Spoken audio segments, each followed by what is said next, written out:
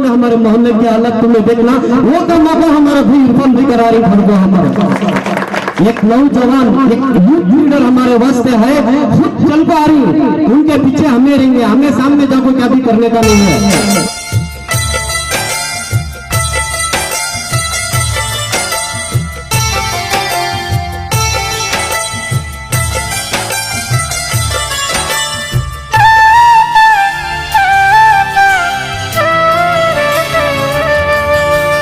ಅಂಬೇಡ್ಕರರ ಜೀವನ ಕಥೆಯ ಭಾರತೀಯರೇ ನೀವು ಕೇಳಿ. ಡಾಕ್ಟರ್ BR ಅಂಬೇಡ್ಕರ್ ಅವರ 135ನೆಯ ಜಯಂತ್ಯೋತ್ಸವವನ್ನು ಪೈಸಂದ್ರ ತಿಲಕ್ ನಗರ್ ವಾರ್ಡ್ ನಂಬರ್ 8 ಜಯನಗರದಲ್ಲಿ ಉಚಿತ ಸೀರೆಗಳನ್ನು ಸುಮಾರು 500ಕ್ಕಿಂತ ಹೆಚ್ಚು ಜನರಿಗೆ ವಿತರಿಸಿದರು.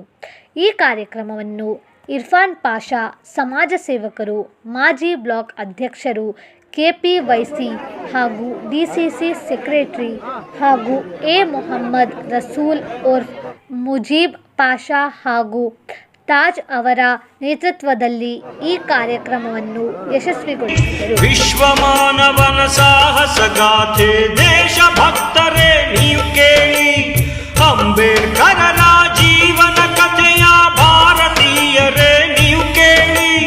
ವಿಶ್ವ ಮಾನವನ ಸಾಹಸಗಾಥೆ ದೇಶಭಕ್ತರೇ ನೀವು ಕೇಳಿ. ನೊಂದ ಜನತೆಗೆ ದಾರಿ ತೋರಿದ ಬೆಂದ ಬಾಳಿಗೆ ಬೆಳಕು ನೀಡಿದ ಅಂಬೇಡ್ಕರರ ಜೀವನ ಕಥೆಯ ಭಾರತೀಯರೇ ನೀವು ಕೇಳಿ. ವಿಶ್ವ ಮಾನವನ ಸಾಹಸಗಾಥೆ ದೇಶಭಕ್ತರೇ ನೀವು ಕೇಳಿ.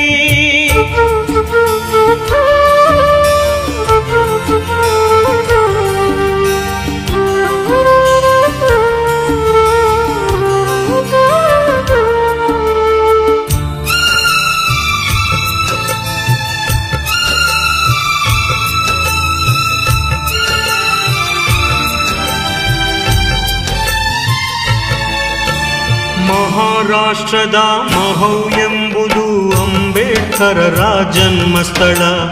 ಏಪ್ರಿಲ್ 14ನೆಯ ದಿನ ಬಾಬಾ ಸಾಹೇಬರ ಜನ್ಮದಿನ. ರಾಮಜಿ ಸತ್ಪಾಲ್ ತಂದೆಯ ಹೆಸರು, ಭೀಮಾಬಾಯಿ ತಾಯಿಯ ಹೆಸರು. ಸೂರ್ಯ ತೇಜದ ಬಾಲನ ಕರೆದರು ಭೀಮಾ ಎಂದು ಹೆಸರಿಟ್ಟು. ಬೆಳೆಯುವ ಪೈರು ಮೊಳಕೆಯಲ್ಲಿಯೇ ಪ್ರತಿಭೆಯ ಮೆರೆದನು ಬಾಲಕನು. ಬಡತನದಲ್ಲಿಯೇ ಬೆಂದು ಬಂದನು ಪುಟ ಬಂಗಾರವು ತಾನಾಗಿ. ನೊಂದ ಜನತೆಗೆ ದಾರಿ ತೋರಿದ ಬೆಂದ ಬಾಳಿಗೆ ಬೆಳಕು ನೀಡಿದ ಅಂಬೇಡ್ಕರರ ಜೀವನ ಕಥೆಯ ಭಾರತೀಯರೇ ನೀವು ಕೇಳಿ. ವಿಶ್ವ ಮಾನವನ ಸಾಹಸಗಾಥೆ ದೇಶಭಕ್ತರೇ ನೀವು ಕೇಳಿ.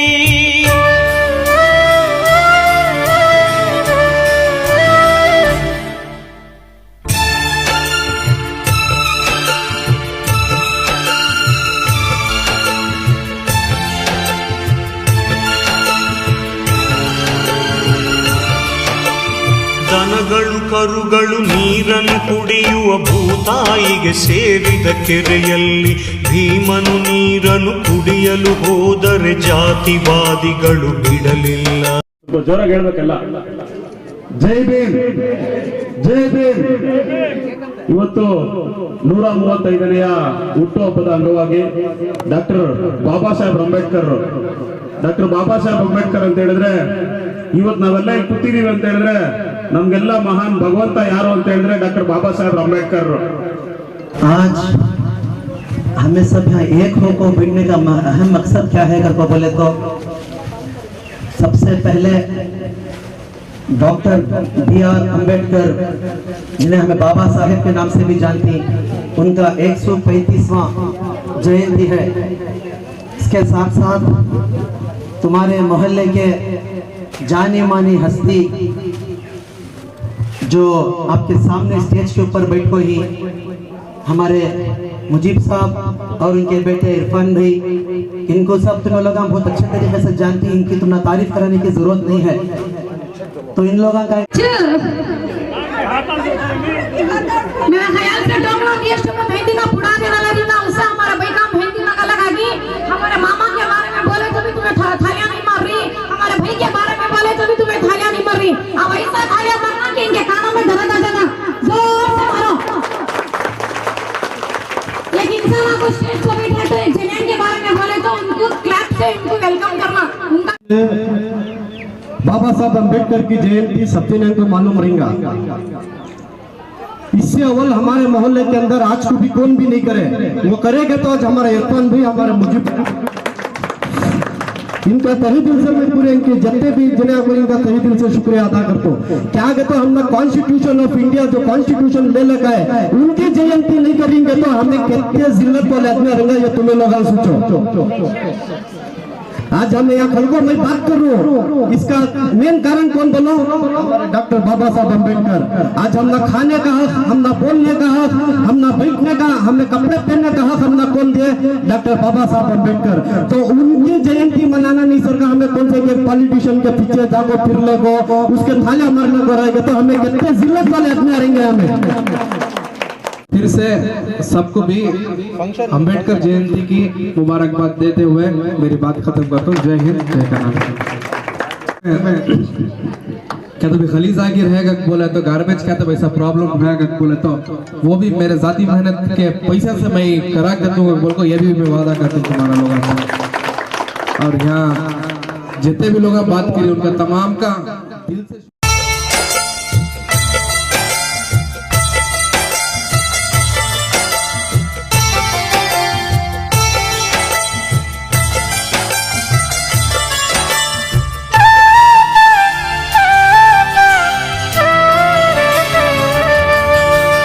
ಅಂಬೇಡ್ಕರರ ಜೀವನ ಕಥೆಯ ಭಾರತೀಯರೇ ನೀವು ಕೇಳಿ, ವಿಶ್ವ ಮಾನವನ ಸಾಹಸ ಗಾಥೆ ದೇಶಭಕ್ತರೇ ನೀವು ಕೇಳಿ.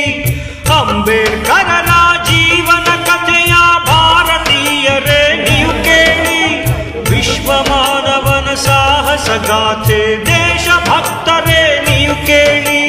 ನೊಂದ ಜನತೆಗೆ ದಾರಿ ತೋರಿದ, ಬೆಂದ ಬಾಳಿಗೆ ಬೆಳಕು ನೀಡಿದ ಅಂಬೇಡ್ಕರರ ಜೀವನ ಕಥೆಯ ಭಾರತೀಯರೇ ನೀವು ಕೇಳಿ, ವಿಶ್ವ ಮಾನವನ ಸಾಹಸ ಗಾಥೆ ದೇಶಭಕ್ತರೇ ನೀವು ಕೇಳಿ. सबको अस्सलाम वालेकुम।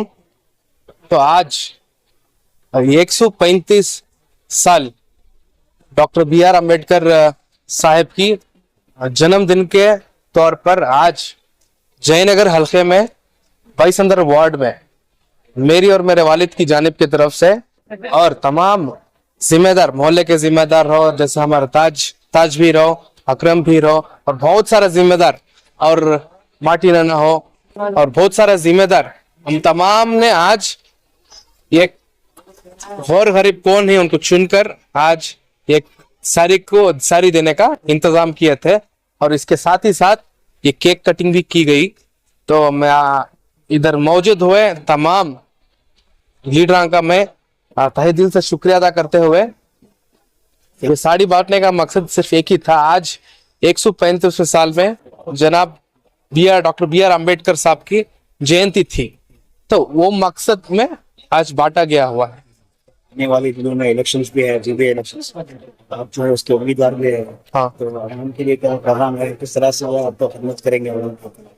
तो मैं इधर की आवाम से गुजारिश करता हूं कि आप लोगों ने 15 साल यहाँ के एक्स कॉर्पोरेटर को देखा हुआ है, तो उन्हें क्या करते क्या नहीं करते, कब आते कब नहीं आते, इलेक्शन के टाइम कब आना है, 10-15 दिन पहले आके वोट मांग के ड्रामा करके जाना है, इतना ही सीखे, वो छोड़कर दूसरा कुछ भी नहीं मालूम उनको।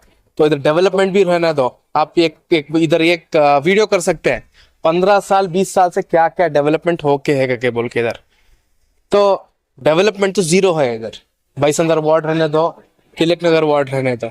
तो मैं इधर की आवाम से गुजारिश करता हूं कि सोच समझकर इस बार इलेक्शन में एक अच्छे उम्मीदवार को आप लोग जिताइए।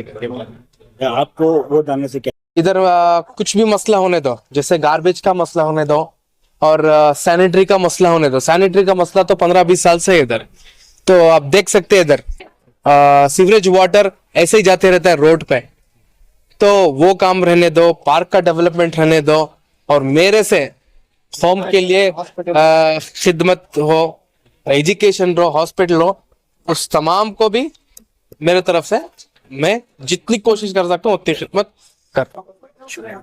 और तकरीबन 20 साल से ग्राउंड का काम भी करके हम लोग, और तमाम जयनगर हल्के के लोगों को और खुशी तिलक नगर वार्ड और बैसंदर वार्ड के लोगों को हमारी तरफ से मेरे ज़ाती मेहनत के पैसे खर्चा करके 2 एम्बुलेंस खरीद के आऊँ। तो एम्बुलेंस खरीदने का मकसद एक ही, कोई पैसे देना नहीं, तो free of health checkup plus tablets मेरे तरफ से फ्री ऑफ कॉस्ट तकसीम किए जाए। अस्सलाम वालेकुम रहमतुल्लाहि व बरकातुहू। डॉक्टर बाबा साहब अम्बेडकर की जयंती के दिन आज 135th ईयर जो बाबा साहब अम्बेडकर की जयंती हमें बैसंदर के अंदर इतिहास में कौन भी ये मोहल्ले के अंदर ये जयंती नहीं बनाए, तो हमें यहाँ के मोहल्ले के नौजवान मिलको, पूरे यहाँ के जिम्मेदार कौन कौन है उन पूरे मिलको, ऐसे जो आने वाले उम्मीदवार जो कैंडिडेट हैं इनको हमें हमारे मोहल्ले के अंदर बुला को जुल्म कर को, ऐसा हमारे माइनॉरिटीज को रंदे, हमारे मोहल्ले के वास्ते रंदे, हमें पूरे मिलको करेंगे। तुम्हारे तरफ से तुम्हें क्या ताउन करती करो, तुम्हें कर को, हमें इनको बुला ले का को जुल्म से हमें आज हमारे मोहल्ले के जो भी हमारे माँ बहन हैं उनके वास्ते साड़ियाँ हमें इनके तरफ से दिए। और मैं क्या बोलना चाहता हूँ, इनको बुला ले आने का मकसद फर्स्ट क्या है, इन्हों एजुकेटेड ही, हमने एजुकेटेड होना। आज पेन में और कलम में कितनी ताकत है, बाबा साहब अम्बेडकर क्या करे, पेन के अंदर ही पूरा काम करे। तो ऐसे एजुकेटेड आदमी को हमें बुला लगा को, हमें जुल्म कर को बुला लगा खड़ी है। हमें इंशाल्लाह आने वाले दिना में इलेक्शन है, इलेक्शन के टेम्पो भी हमें इनके पैसे नको, इनके पैसे हम ना नको, हमें एक रैली रन दे, एक प्रोग्राम रन दे, हमें नौजवान खुद हमारे जाति पैसे डाल को हमें इनको बुला लगा को हमें इलेक्शन लड़ा दो। तो मेन बात क्या है बोलेगे तो ये आपको एक नौजवान है, यूथ है, डायनामिक लीडर बोलती मालूम। जैसे कि तुम्हें इसके अंदर देखी सोशल मीडिया में कौन से मिले इनको बुला लगा को डायनामिक लीडर, वही से डायनामिक लीडर खाली तुम्हें सोशल मीडिया में देख रही, रियल डायनामिक लीडर इनो हमारे इरफान भी। तो इनो क्या ही एजुकेटेड ही और नरम दिल के, कौन तभी रंदे मोहल्ले के, ये मोहल्ले के नवे दूसरे मोहल्ले के, चाहे हिंदू रंदे, सिख रंदे, ईसाई रंदे, हिंदू रंदे, कौन तभी एक प्रॉब्लम ले लको गए तो फर्स्ट इनो इनके वालिद नहीं रहे तो भी इनो खड़ को जिम्मेदारी। मैं परसों रिसेंटली एक बार हॉस्पिटल का क्या इशू था, वो इशू के बारे में बोलने में इनो पूरी रात खड़को वहाँ खड़को पूरा काम करको देखा कोई। तो ऐसे जिम्मेदारों को, ऐसे उम्मीदवारों को हमें नहीं जिताना, क्या हमारा फर्ज जमता, हमें जीतेंगे। आने वाले दिनों में जो इलेक्शन है वो इलेक्शन में हमें जद्दोजहद करको हमारे भाई को हमें जिताती, और पूरा मोहल्ला हमारे साथ है। मैं आपके माध्यम से सब जन से ये बोलना चाहता हूँ। ಸರ್, ನಿಮ್ಮ ಪ್ರಶ್ನೆ ತುಂಬಾ ಚೆನ್ನಾಗಿದೆ. ಚುನಾವಣೆ ಬರ್ತಾ ಇದೆ, ಚುನಾವಣೆ ಸಮಯದಲ್ಲಿ ಬಂದ್ಬಿಟ್ಟು ಯಾರ್ಯಾರೋ ಬಂದ್ಬಿಟ್ಟು ಏನೇನೋ ವಾದಗಳು ಮಾಡ್ಬಿಟ್ಟು ಹೋಗ್ತಾರೆ ಅಂತ. ಚುನಾವಣೆ ಸಮಯದಲ್ಲಿ ಹಲವಾರು ಜನ ಬಂದು ನಾನು ನಿಮ್ಗೆ ರೋಡ್ ಹಾಕೊಡ್ತೀನಿ, ನೀರ್ ಕೊಡ್ತೀನಿ, ಅದ್ ಕೊಡ್ತೀನಿ, ಇದ್ ಕೊಡ್ತೀನಿ ಅಂತಾರೆ. ಅಂಥವ್ರಿಗೆ ನೀವು ಒಂದು ಕೆಲಸ ಮಾಡಿ, ಚುನಾವಣೆ ನೀವು ಗೆದ್ದು ಆದ್ಮೇಲೆ ಮಾಡೋ ಕೆಲಸನ ಚುನಾವಣೆಗಿಂತ ಮುಂಚೆ ಈಗ ನಮ್ಮ ಪರಿಸ್ಥಿತಿ ಹೆಂಗಿದೆ ಈ ತರ ಮಾಡಿ ಅಂತ ಹೇಳಿದ್ರೆ ಏನಾದ್ರು ಮಾಡ್ತಾರಾ? ನಿಮ್ ಪ್ರಕಾರ ಯಾರು ಮಾಡಿದಾರೆ ಇವತ್ತು ತನಕ? ಮಾಡಿಲ್ಲ. ಬಟ್ ನಮ್ಮ ಇರ್ಫಾನ್ ಅವರು ಚುನಾವಣೆ ಎಲ್ಲೋ ಇದೆ, ಇದಕ್ಕಿಂತ ಮುಂಚೆನವರು ಹಲವಾರು ಸತಿ ಅವರು ಸೋಷಿಯಲ್ ವರ್ಕರ್ ಕೆಲಸ ಮಾಡಿ ಹಲವಾರು ಜನಕ್ಕೆ ಅವರು ಸಹಾಯ ಮಾಡಿ, ಧನ ಸಹಾಯ ಆಗಿರ್ಬೇಕು, ಇಲ್ಲಾಂದ್ರೆ ರೇಷನ್ ಕಿಟ್, ಏನು ಹಲವಾರು ಸಹಾಯ ಅವ್ರ ಕಡೆಯಿಂದ ಏನಾಗುತ್ತೆ ಅದೆಲ್ಲ ಮಾಡಿಬಿಟ್ಟು ಎಲೆಕ್ಷನ್ಗಿಂತ ಮುಂಚೆನೆ ಈಗ ನೀವು ನೋಡ್ಬೋದು ಇಲ್ಲಿ ಮೋರಿ ಕೆಲಸ ಆಗಿರ್ಲಿ ಅಥವಾ ಈಗ ನಮ್ಮ ತಾಜ್ಬಿ ಹೇಳ್ದಂಗೆ ಹಾಸ್ಪಿಟಲ್ ಕೆಲಸ, ಈ ತರ ಹಲವಾರು ಕೆಲಸ ಚುನಾವಣೆ ಬರೋಕ್ಕಿಂತ ಮುಂಚೆ, ಚುನಾವಣೆಯಲ್ಲಿ ಸೀಟ್ ಅನೌನ್ಸ್ ಆಗೋಕ್ಕಿಂತ ಮುಂಚೆನೇ ಅವ್ರು ಮಾಡಿದ್ದಾರೆ. ಅಂದ್ರೆ ಚುನಾವಣೆ ಆದ್ಮೇಲೆ ಅವ್ರು ಗೆದ್ರೆ ಇನ್ನ ಏನೆಲ್ಲ ಮಾಡಬಹುದು ಇದರಿಂದ ನೀವು ಅರ್ಥ ಮಾಡ್ಕೋಬಹುದು.